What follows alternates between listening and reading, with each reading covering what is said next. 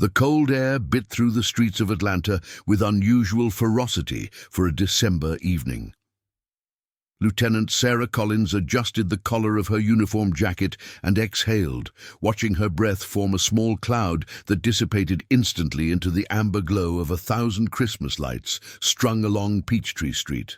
The temperature had dropped 15 degrees in the last 2 hours, transforming the city into something that almost resembled the winter wonderlands depicted on holiday cards.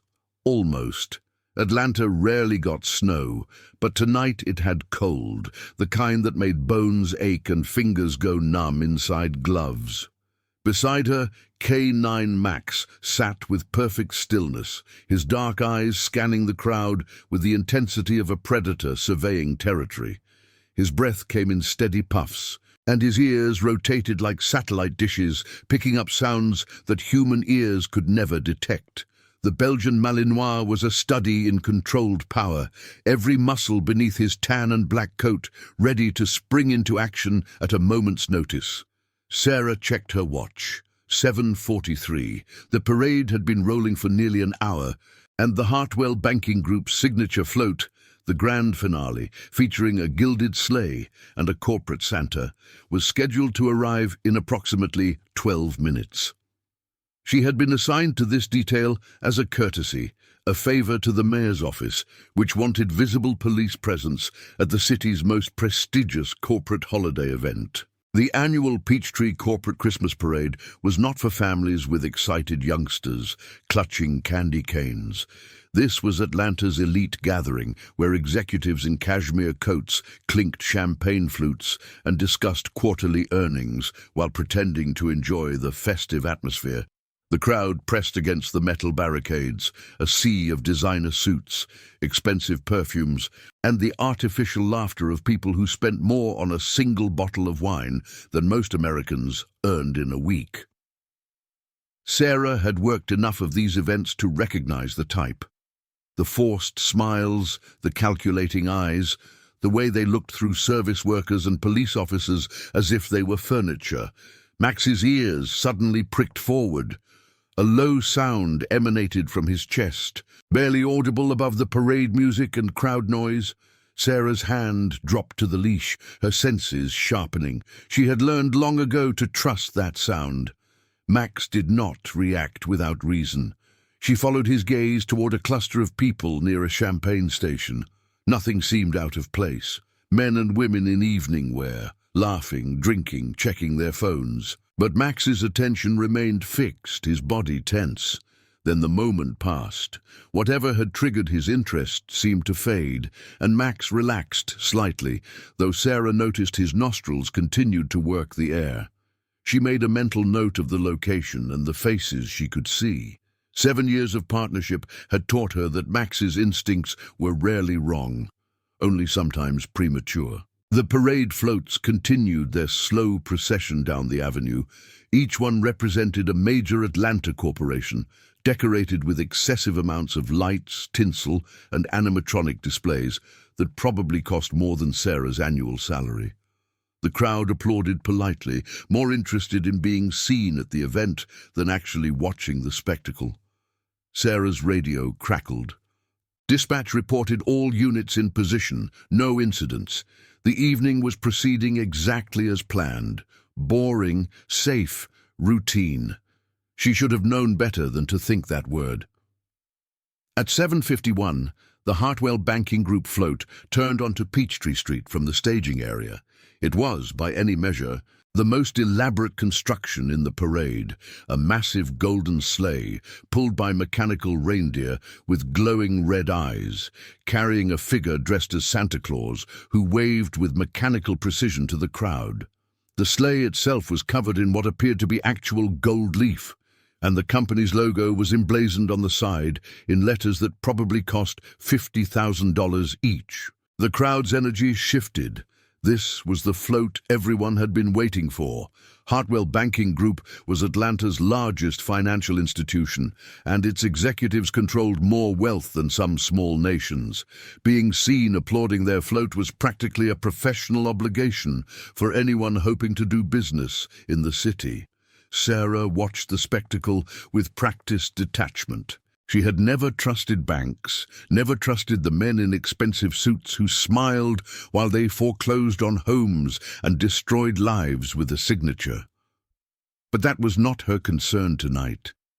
Her job was to keep order, to ensure the parade proceeded without incident, and to look professional while doing it. Max stood up. The movement was sudden, unexpected, and Sarah felt the leash go taut in her hand. His entire body had transformed from relaxed vigilance to rigid alertness. His head lowered, his ears flattened, and that sound emerged again from his chest, louder this time, unmistakable. The float was 50 meters away and closing. Sarah stepped forward, her eyes sweeping the crowd, the float, the surrounding buildings. She saw nothing unusual. The Santa figure waved. The mechanical reindeer bobbed their heads. The golden sleigh glittered under the Christmas lights. Max barked, sharp, urgent, commanding. The sound cut through the parade music and the crowd noise like a knife. Heads turned, people stepped back. Sarah felt adrenaline flood her system, her hand moving instinctively toward her weapon, even as her mind raced to identify the threat. The float was 30 meters away now, 25. Max lunged forward, and Sarah had a split-second decision to make: trust the dog or restrain him. 7 years of partnership, 7 years of watching him find what no one else could find, sense what no one else could sense.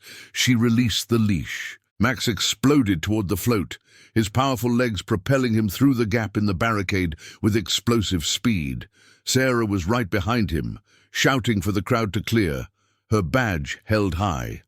Chaos erupted along the parade route as people scrambled to get out of the way of the charging K-9 officer. The float driver saw them coming and panicked. The massive vehicle swerved, its front wheel jumping the curb. The mechanical reindeer jerked spasmodically, and the Santa figure, the man in the red suit who had been waving so mechanically, lost his grip on the sleigh's railing. Time seemed to slow. Sarah watched the figure tumble from the float, arms pinwheeling, and even before he hit the pavement, she knew something was terribly wrong. The way the body moved. The complete absence of any attempt to break the fall, the rigid, unnatural posture. The figure hit the ground with a sound that would haunt Sarah's dreams for years to come. Not the soft thud of flesh and bone, but something harder, more brittle, like frozen meat dropped on concrete. Max reached the body first. He circled it once, then sat, his training overriding his instincts, alert, guarding. His job was done. Sarah pushed through the final meters of screaming, panicking crowd and dropped to her knees beside the figure. Up close, there was no mistaking what she was looking at. The Santa costume was real enough. Red velvet, white trim, black boots. But the face beneath the fake beard was blue. Not painted blue, not cold blue, dead blue, frozen blue. The eyes were open, clouded with ice crystals, staring at nothing. The skin was hard to the touch, rigid with the unmistakable texture of flesh that had been frozen solid. She pulled back the beard and felt her stomach drop. Harrison Whitmore, Chief Financial Officer of Hartwell Banking Group. She had seen his face in the newspaper last week, not in the business section, but in the metro section. Missing person. 3 days. Family offering reward. Police investigating. Not missing anymore. Sarah's training took over. She secured the scene, called for backup, kept the crowd at a distance. But even as she went through the motions, her mind was processing what she was seeing. This was not a heart attack. This was not an accident. Someone had killed Harrison Whitmore, frozen his body, dressed him as Santa Claus, and placed him on his own company's parade float. This was a message. Max remained at his post, his eyes never leaving the body. He had known. Somehow, through all the parade smells, the champagne, the perfume, the thousands of people, he had detected death, he had detected murder. Sarah's backup arrived within minutes.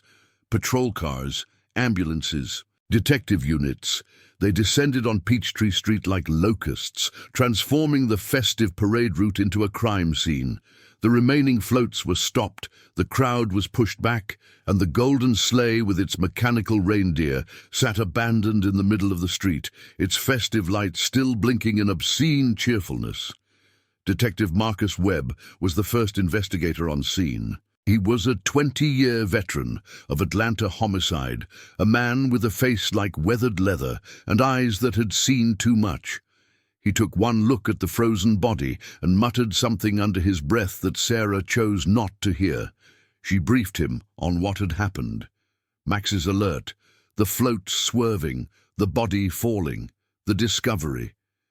Webb listened without interruption, his eyes moving between Sarah, Max, and the corpse that was now being examined by the medical examiner's preliminary team. When she finished, Webb reached into the victim's jacket pocket and extracted a small white card.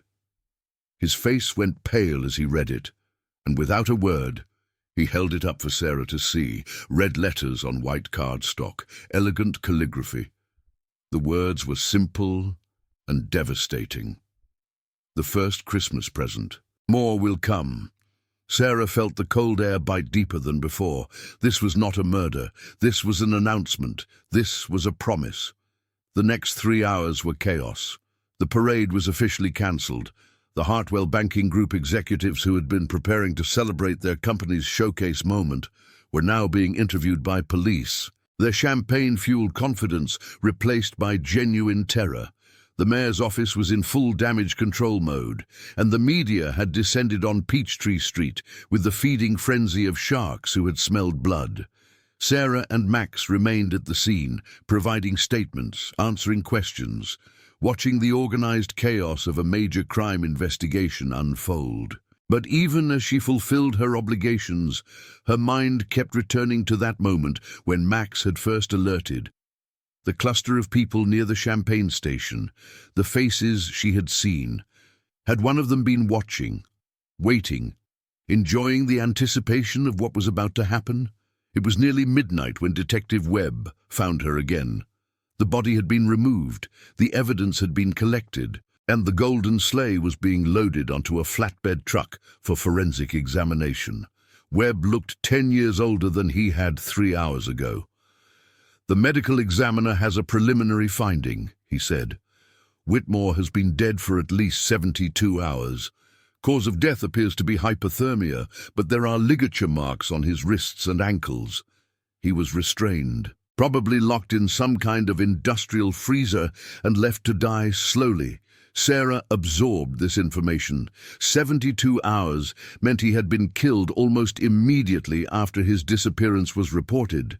Someone had taken him, imprisoned him, frozen him to death, and then stored his body until tonight. The planning required, the patience, the pure, calculated cruelty. Who would do this? She asked, though she already knew the answer was probably anyone who had ever been wronged by a major banking institution.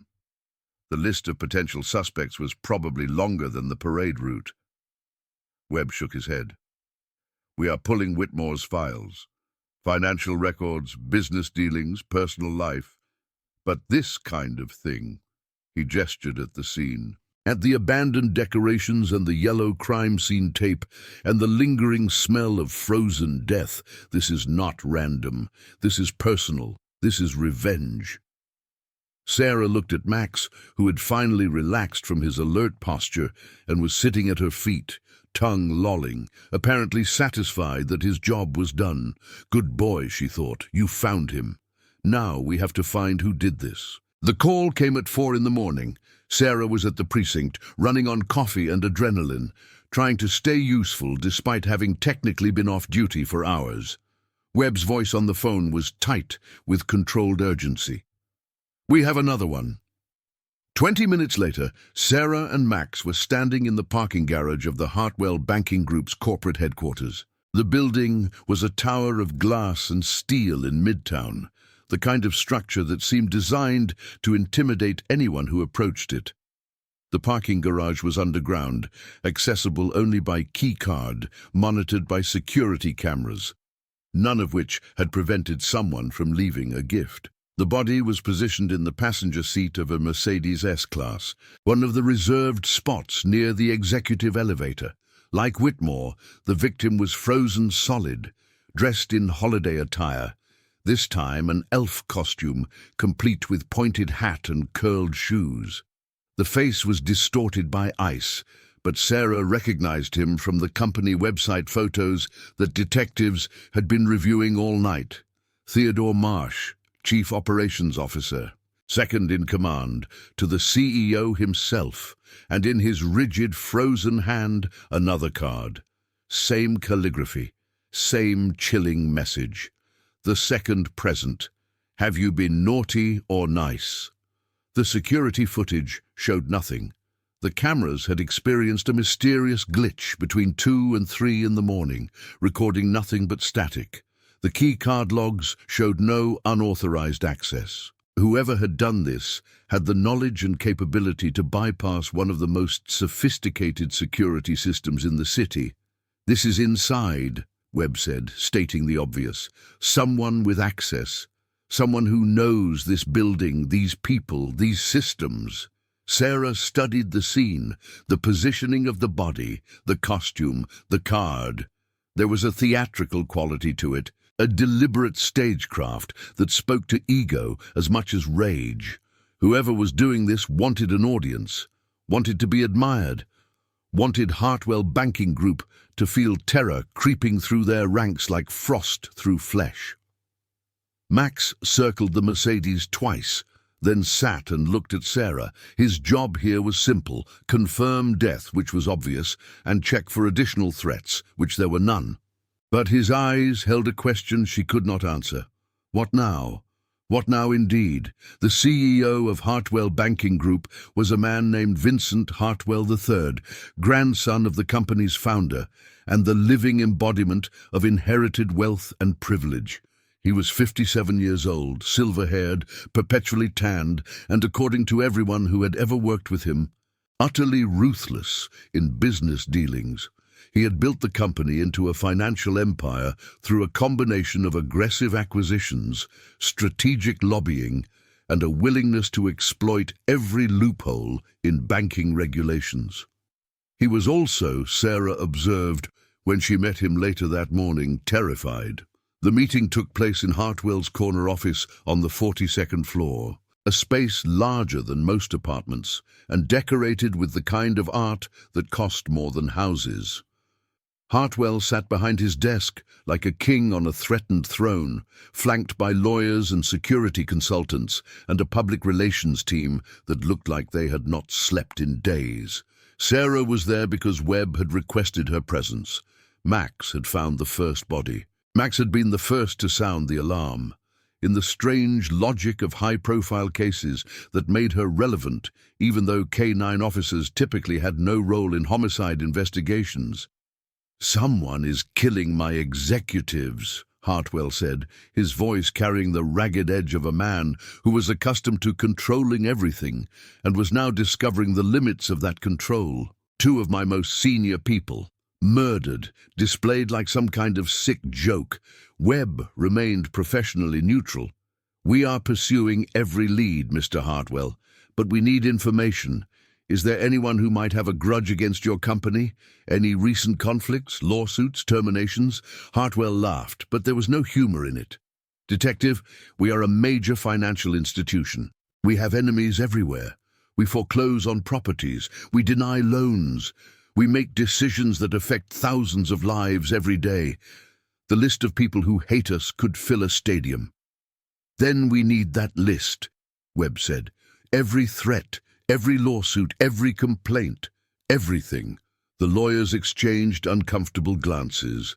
"That information is confidential," one of them began. But Hartwell cut him off with a wave of his hand. "Give them everything. I do not care about confidentiality. I care about staying alive." Sarah watched this exchange in silence, but her attention was drawn to something else. The photographs on Hartwell's desk, the plaques on his wall.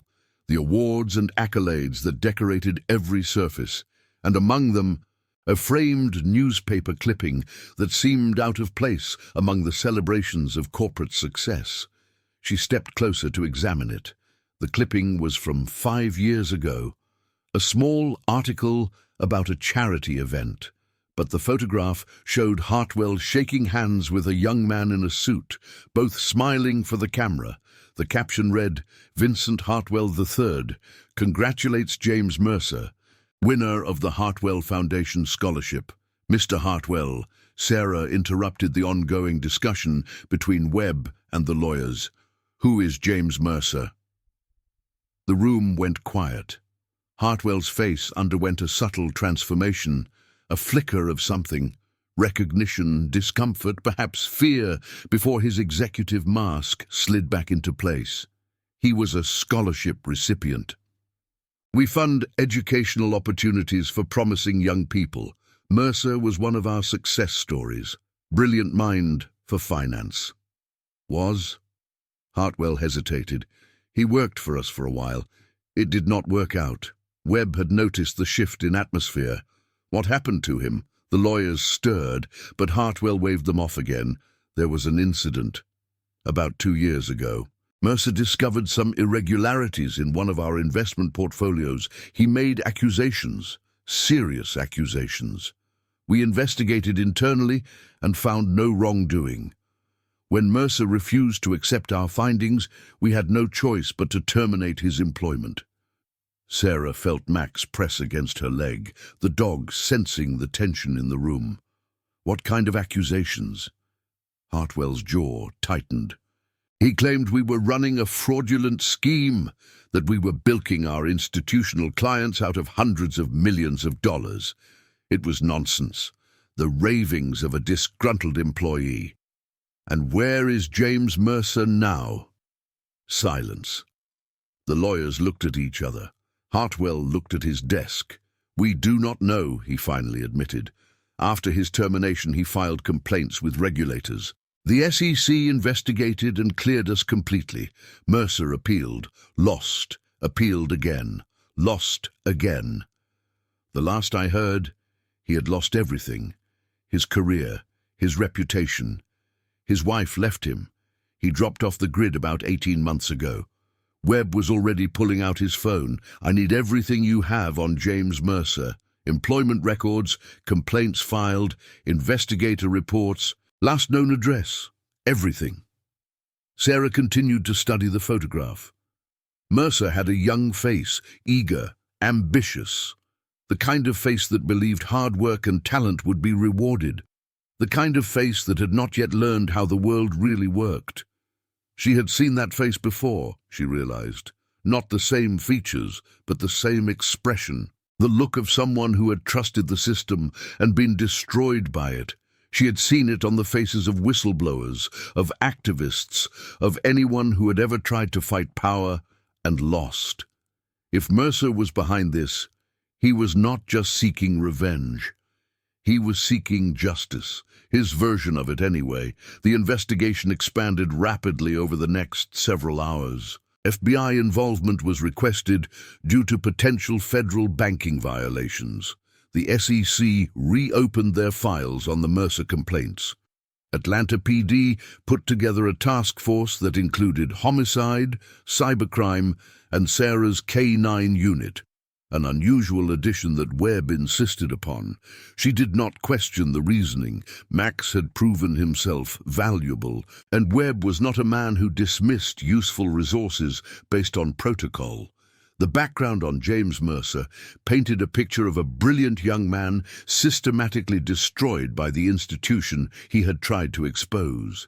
He had graduated top of his class from Georgia Tech, won the Hartwell Scholarship, and risen quickly through the company ranks. His specialty was forensic accounting, the art of finding financial irregularities hidden in complex transactions. He had found something. That much was clear from his complaints. He had documented what he believed was a scheme to overcharge institutional clients, pension funds, university endowments, charitable foundations, through hidden fees and manipulated investment returns. The amounts were staggering, hundreds of millions of dollars siphoned off over more than a decade. But the SEC investigation had found nothing. The internal audit had found nothing. Mercer's evidence, once examined by regulators, had been deemed inconclusive, circumstantial, the product of a troubled mind rather than actual wrongdoing. Sarah read through the files with growing unease. She was not a financial expert, but she had been a cop long enough to recognize a cover-up when she saw one. The investigation had been too quick, too clean, too eager to exonerate.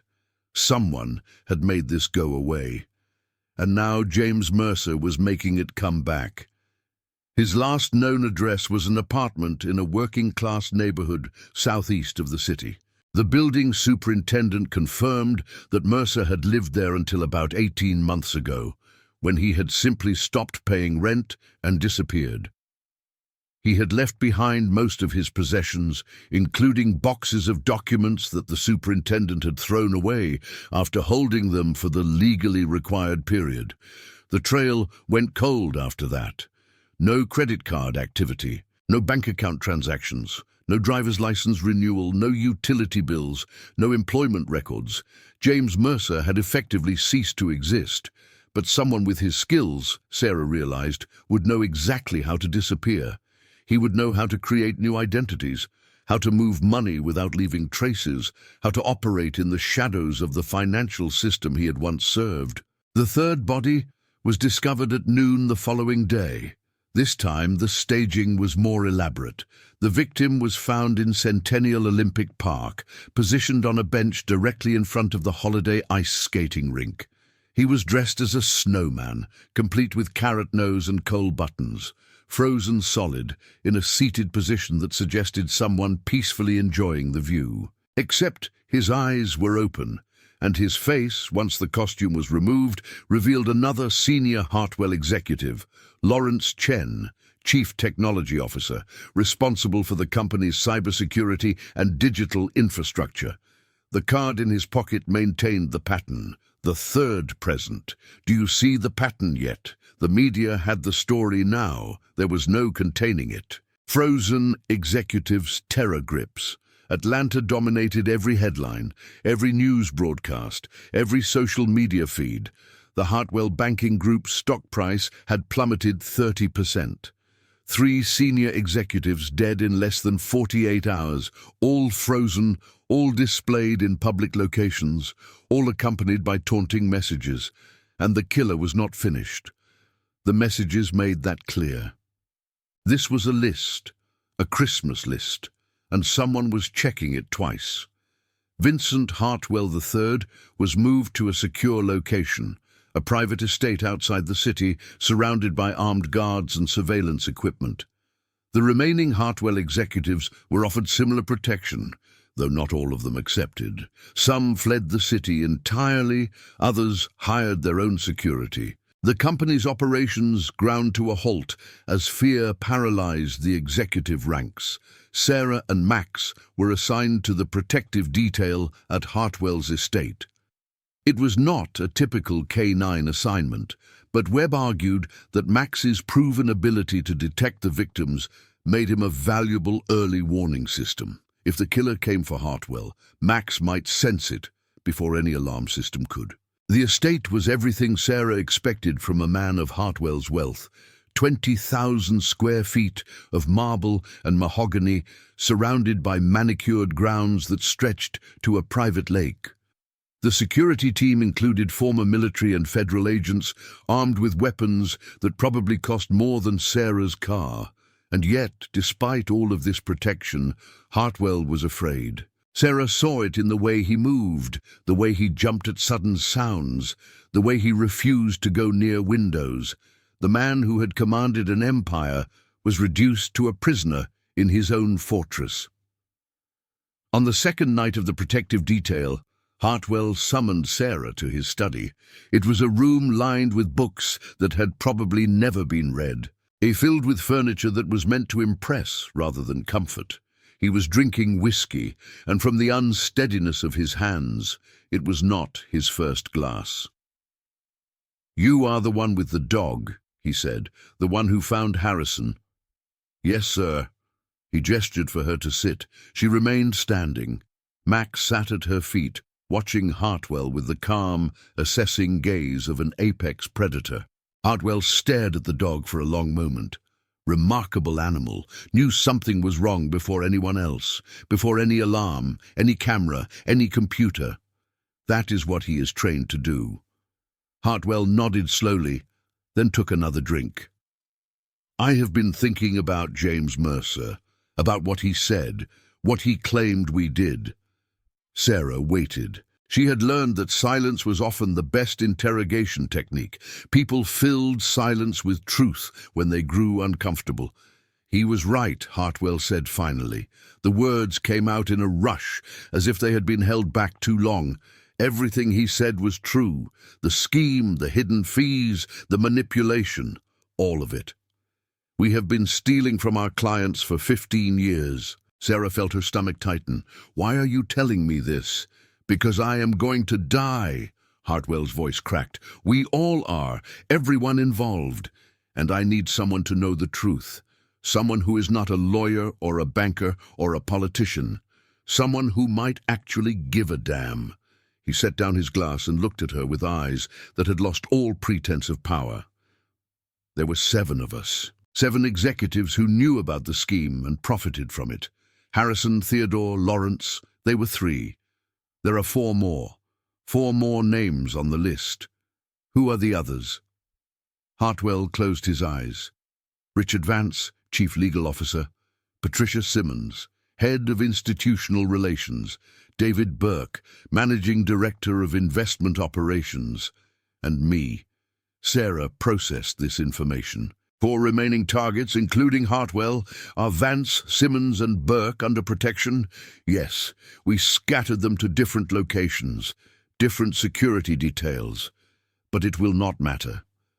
Hartwell opened his eyes, and Sarah saw something that might have been resignation, or might have been acceptance. Mercer was the best we ever had, the best at finding hidden things. If he wants to find us, he will find us. If he wants us dead, we will die. It is only a matter of time. Not if we find him first."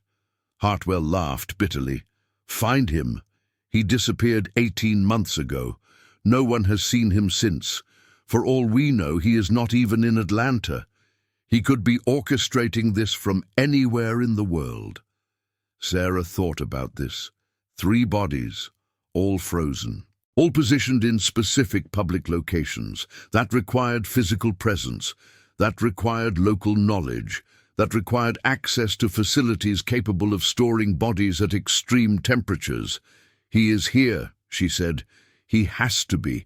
This is personal for him. He would not delegate this." Hartwell studied her face. "You believe you can catch him. I believe my partner can find him." She looked down at Max. "He found your executives. Maybe he can find the man who killed them." The next morning, Sarah presented her theory to Webb and the task force. It was unconventional, bordering on absurd, but she had spent the night thinking it through and believed it could work. "Max does not just find bodies," she explained. "He detects disturbances, changes, things that do not belong. When he alerted on the parade float, he was not smelling death.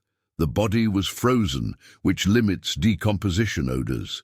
He was detecting something else. Maybe the chemicals used in the freezing process. Maybe the stress hormones left by the victims. Maybe something we do not even understand yet." Webb leaned back in his chair. "What are you suggesting?" "I'm suggesting we use Max to search the places where Mercer might be operating. Abandoned buildings, industrial facilities, anywhere with commercial freezer capacity. If he is storing bodies, preparing them, staging these displays, he needs a base of operations. And if we can get Max close enough, he might be able to detect whatever he detected on that float." The task force members exchanged skeptical glances, but Webb was nodding slowly. "It is not worse than anything else we have got," he said. "We have run down 1,000 leads and found nothing. Mercer has no known associates, no family we can locate, no digital footprint. We are looking for a ghost. Then let us find where ghosts hide. The search began that afternoon. Sarah and Max, accompanied by a tactical team, started working through a list of potential locations: abandoned warehouses, defunct food processing plants, cold storage facilities that had closed during the pandemic. It was tedious, exhausting work, moving from building to building, watching Max's reactions, hoping for a sign. Nothing on the first day, nothing on the second. The tactical team grew restless, questioning whether they were chasing a fantasy.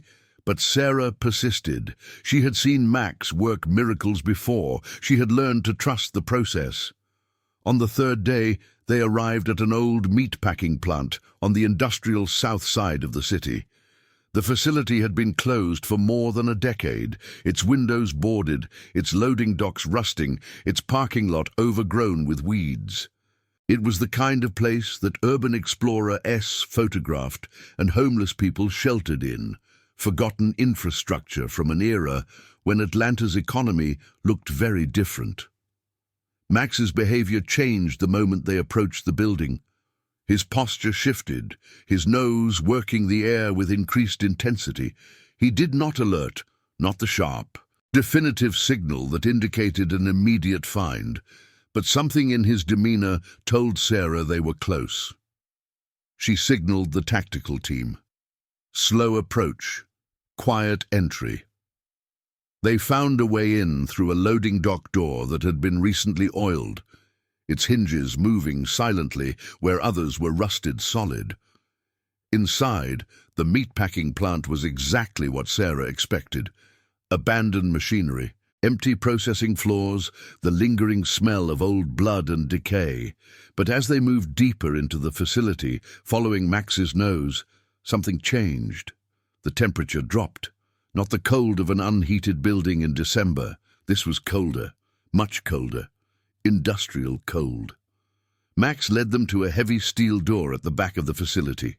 A freezer unit. The kind designed to hold thousands of pounds of meat at temperatures well below zero. The door was locked with a modern electronic keypad that had no business being in an abandoned meatpacking plant. Sarah looked at the tactical team leader. "Can your people bypass this? Give us 5 minutes. It took 3." The door swung open, releasing a wave of Arctic air that made Sarah's eyes water. Inside, the freezer was running, powered by a generator that hummed somewhere in the darkness, and on the walls, illuminated by the tactical team's flashlights, were photographs.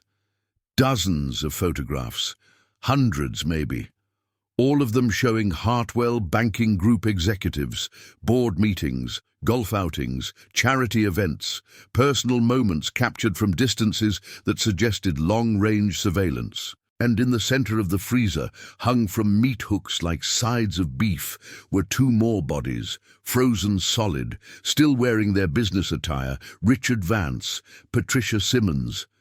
Sarah felt her radio and called it in, her voice steady despite the horror in front of her. But even as she reported the discovery, she noticed something else.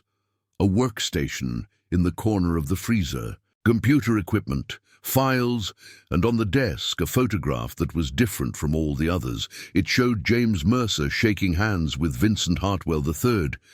The same photograph from Hartwell's office, but from a different angle. And across the bottom, in red marker, someone had written a single word: liar. The tactical team secured the facility while forensics was called in. The freezer was a treasure trove of evidence: financial documents, surveillance records, detailed plans for each of the murders. Mercer had been thorough, methodical. He had spent 18 months preparing this, building his case file and his kill list simultaneously. But he was not there. The meatpacking plant was empty except for his victims and his research. He had already moved on to his final target. David Burke was dead within the hour. His body was found in the lobby of the federal courthouse, frozen and positioned in front of the scales of justice, another card in his hand. The message this time was longer. 6 gifts delivered, 1 remains, the biggest liar of all. Tomorrow at midnight, Hartwell Tower. Justice will be served. The city went into lockdown. Hartwell Tower, the corporate headquarters where the second body had been found, was evacuated and surrounded by police. Every entrance was covered, every approach monitored. Vincent Hartwell III was moved again, this time to a federal facility, surrounded by U.S. Marshals. But Sarah knew it would not be enough. Mercer had walked through their security before. He had left bodies in protected locations without leaving a trace. He was not going to be stopped by checkpoints and armed guards. She requested a meeting with Hartwell. It took 3 hours and the intervention of the FBI's special agent in charge. But eventually they let her through. Max came with her, because Max always came with her. Hartwell looked worse than before. The drinking had increased, the sleeping had decreased, and the knowledge that 6 of his co-conspirators were dead had stripped away whatever composure remained. "He wants to kill me at the tower," Hartwell said. His voice was flat, drained of emotion. "At midnight, like some kind of theatrical finale." "He will not get to you," Sarah said. "You are safe here." "Am I?" Hartwell looked at her with hollow eyes. He got to everyone else, through every security measure, every protection. He is smarter than all of us. Always has been. That is why we hired him. That is why we were so afraid when he found out. Sarah leaned forward. "Tell me about when he found out, exactly what happened." Hartwell was quiet for a long moment. Then he began to talk. "Mercer discovered the scheme by accident," he said. "He was conducting a routine audit and noticed an anomaly, a small discrepancy in the fee structures for our institutional clients. He started digging, and the more he dug, the deeper the rot went. He came to me first, showed me his findings, asked me what was going on, and I made a choice." Hartwell's voice cracked. "I could have ended it there, admitted what we had done, faced the consequences, but I did not. I lied to him, told him he was mistaken, and when he would not let it go, I had him fired. What happened after that? He tried to fight, went to the regulators, went to the media, went to anyone who would listen. But we had lawyers, resources, connections. We destroyed his credibility, painted him as a disgruntled employee with a grudge. By the time we were done, no one would believe a word he said." Sarah felt Max press against her leg. The dog could sense her tension, her anger at what she was hearing. "He lost everything," Hartwell continued. "His career, his marriage, his reputation. Last I heard, he was living in his car, surviving on odd jobs and the kindness of strangers. The brightest mind I ever employed, reduced to nothing, because I was too greedy and too afraid to do the right thing. And now he is taking his revenge." Hartwell nodded. "Can you blame him? We stole hundreds of millions of dollars from people who trusted us. Pension funds that teachers and firefighters depended on. University endowments that were supposed to fund scholarships. Charitable foundations trying to do good in the world. We took their money and we got away with it, until now." Sarah stood up. "I need to think about this. But first, I need you to tell me everything about Hartwell Tower. Every entrance, every secret, every way in and out that is not on the official blueprints." Hartwell looked at her with something like hope. "You think you can stop him? I think we have one chance. And it depends on you telling me the truth, all of it, no more lies." For the first time since Sarah had met him, Vincent Hartwell III seemed to find some fragment of his old authority. He straightened in his chair, met her eyes, and began to talk. The midnight deadline approached like a storm on the horizon. Sarah had spent the remaining hours studying the tower blueprints, the security arrangements, the possible approach vectors. She had a theory, but it was risky, unconventional, and depended on a leap of faith that Max would not let her down. The tower had a maintenance access point that was not on any official plans. Hartwell had mentioned it almost as an afterthought, a legacy tunnel from when the building had been constructed, originally designed for emergency evacuation but never completed. It connected to an old utility corridor that ran beneath Midtown, forgotten by everyone except the most senior executives who occasionally used it to avoid the media. If Mercer was going to get into that building, that was how he would do it. The question was whether Sarah could get there first. At 11:30, she and Max entered the utility corridor through an access point 6 blocks from the tower. The tunnel was dark, damp, and smelled of decades of neglect. Their footsteps echoed in the confined space, and Sarah found herself grateful for Max's presence, his certainty, his calm, his absolute focus on the task ahead. They moved quickly but quietly, following the route that Hartwell had described. The tunnel branched several times, but Sarah had memorized the path. Left, straight, right, down a ladder, through a service door, up another ladder. And then Max stopped. The dog's entire body went rigid. His head lowered, his ears flattened, and that sound emerged again. The low, warning growl that had preceded every discovery in this case. Sarah raised her weapon, her flashlight cutting through the darkness ahead. The tunnel continued for another 50 meters before ending at a steel door, the maintenance access to Hartwell Tower.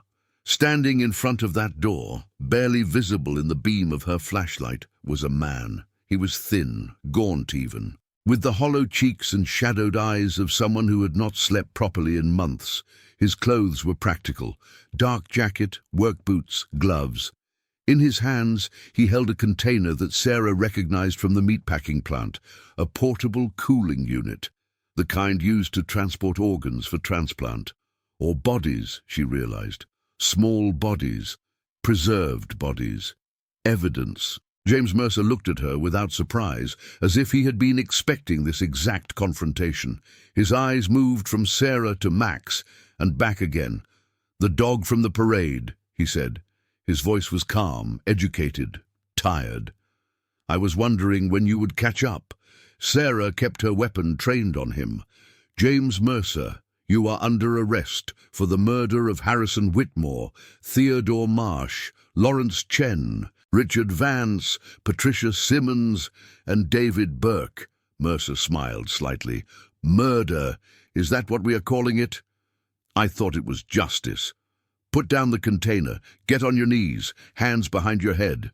Mercer made no move to comply. Instead, he tilted his head, studying her with an expression that was almost curious. "Do you know what they did, Lieutenant? What they really did? They stole more than $500 million from people who trusted them. Teachers who will retire into poverty because their pensions were gutted. Charities that had to close their doors because their endowments were looted. A university that had to cancel scholarships for students who had no other way to afford education. I know what they did."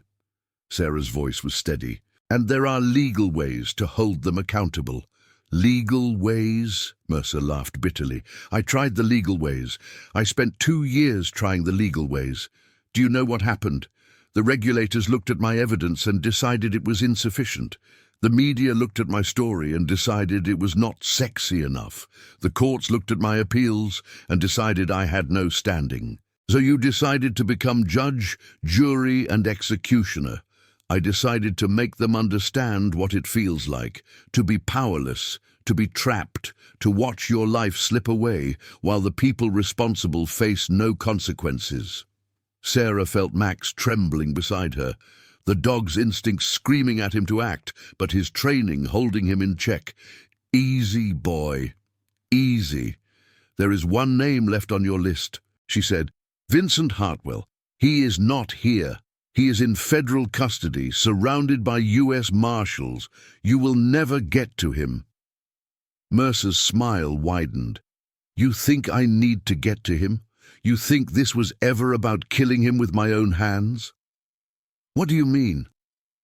Mercer reached into his jacket slowly, deliberately. Sarah's finger tightened on the trigger, but she did not fire. He withdrew a small device, a smartphone with a specialized case. "For 18 months, he said, I have been building a case. A real case. Not the circumstantial evidence I brought to the regulators before. documented proof of every transaction, every hidden fee, every dollar stolen, video recordings of executives discussing the scheme, emails that were supposed to have been deleted, financial records that were supposed to have been destroyed. He held up the phone, and in about 30 minutes all of it goes public. Every news outlet, every regulator, every law enforcement agency in the country. The truth, finally, where no one can bury it. Sarah understood suddenly. The murders were not the main event, they were the advertisement. The spectacle that guaranteed the world would be paying attention when the real evidence dropped. You killed 6 people to promote a document leak. I killed 6 criminals who destroyed thousands of lives and were going to get away with it. Mercer's voice hardened. I spent 2 years living in my car, eating from dumpsters, watching my marriage dissolve and my reputation crumble, all because I tried to do the right thing. Those 6 people took everything from me, and they were never going to face justice through normal channels. I made sure they faced it through mine. Max barked sharply, breaking the tension. Sarah glanced at the dog, then back at Mercer. Put down the phone. Put down the container. Get on your knees. I will not ask again. Mercer looked at her for a long moment. Then, slowly, he set the container on the ground. But he kept the phone in his hand. The evidence release is automated, he said. Even if you shoot me right now, it will still go out. The truth will still come out. Hartwell and everyone who helped him cover this up will still be exposed. That is not my concern. My concern is taking you into custody for 6 counts of murder. Mercer nodded slowly. I expected this.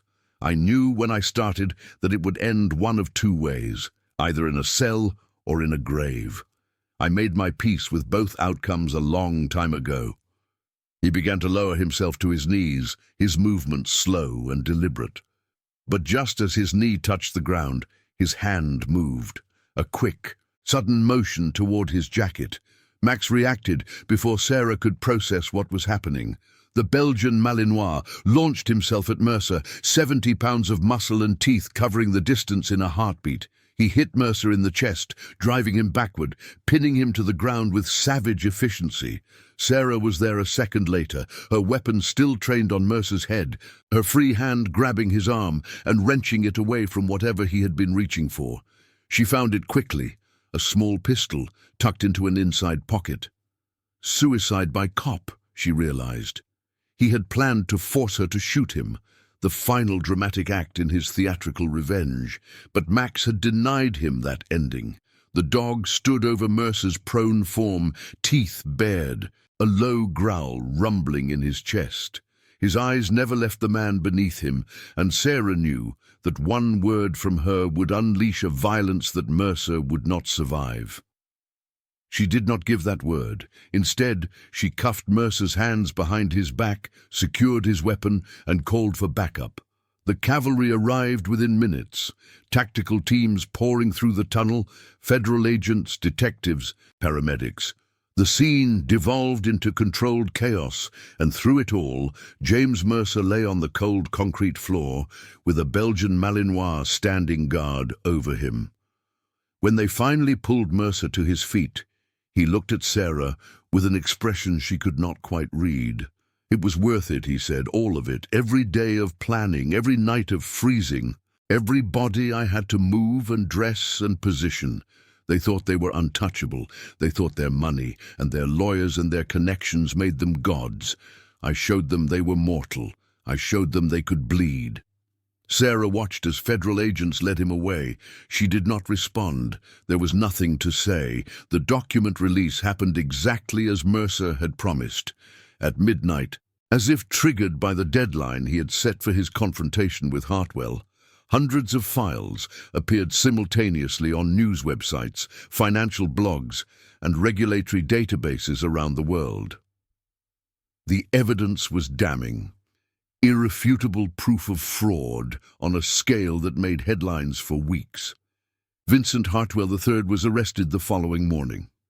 The SEC, the FBI, and the Department of Justice launched parallel investigations that would eventually result in the largest financial fraud prosecution in Georgia's history. The victims, the pension funds, the universities, the charities began the long process of seeking restitution through civil courts, and James Mercer was charged with 6 counts of first-degree murder, along with a litany of lesser charges that would keep him in prison for the rest of his life. Sarah followed the case from a distance, as she followed all the cases that Max had helped crack. The media wanted to make her a hero, the K-9 officer who had tracked down the Christmas killer and prevented a 7th murder. She declined every interview request, every award ceremony, every opportunity to step into the spotlight. The truth was more complicated than any headline could capture. Mercer was a murderer. There was no question about that. He had killed 6 people in cold blood, frozen their bodies, displayed them like trophies. He deserved to face justice for those crimes, but he was also a whistleblower who had been systematically destroyed by the very institution he tried to expose. He had tried to do the right thing, and when the system failed him, he had taken matters into his own hands with the same methodical brilliance he had once applied to forensic accounting. Sarah did not excuse what he had done, but she understood it. And that understanding sat heavy in her chest, like a stone she could not dislodge. 3 weeks after the arrest, on Christmas Eve, she found herself at the cemetery where Harrison Whitmore had been buried. The grave was marked with an expensive headstone, covered in flowers from corporate colleagues and business partners. None of the cards mentioned the fraud. None of the eulogies had acknowledged the crimes. In death, as in life, the truth had been carefully managed. Max sat beside her, patient as always, waiting for whatever she needed. They were criminals, she said to the headstone, to the dog, to no one in particular. They stole from people who trusted them. They destroyed lives. They thought they were above the law.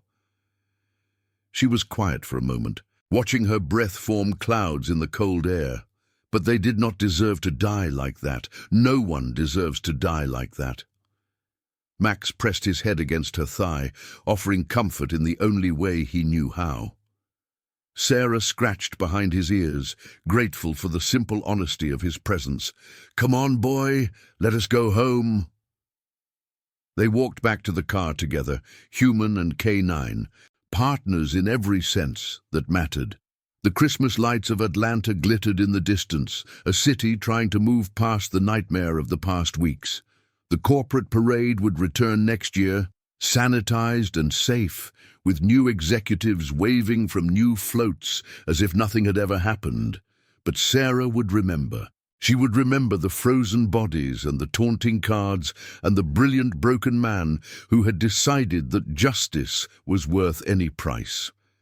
She would remember the night in the tunnel, the moment when Max had saved Mercer's life by denying him the death he sought. And she would carry that memory with her, as she carried all the memories of cases solved and cases lost, of justice served and justice denied. It was the burden of the job, the weight that every officer learned to bear. At least she did not carry it alone. She opened the car door and Max jumped in, settling into his customary spot in the back seat. She climbed behind the wheel, started the engine, and pulled out of the cemetery parking lot. The radio crackled. Dispatch was calling for available units. Something about a disturbance in Midtown. Sarah considered ignoring it. She was off duty technically, had been since yesterday. But Max's ears had perked up. His eyes were bright, alert, ready. She keyed the radio. "This is K-9 Unit 7. Show us responding."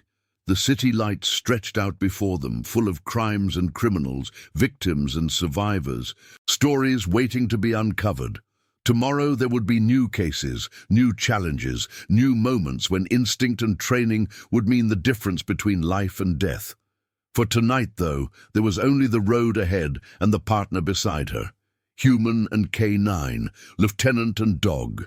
Sarah, Collins and Max, doing what they had always done best, finding the truth, protecting the innocent. Serving justice, one case at a time.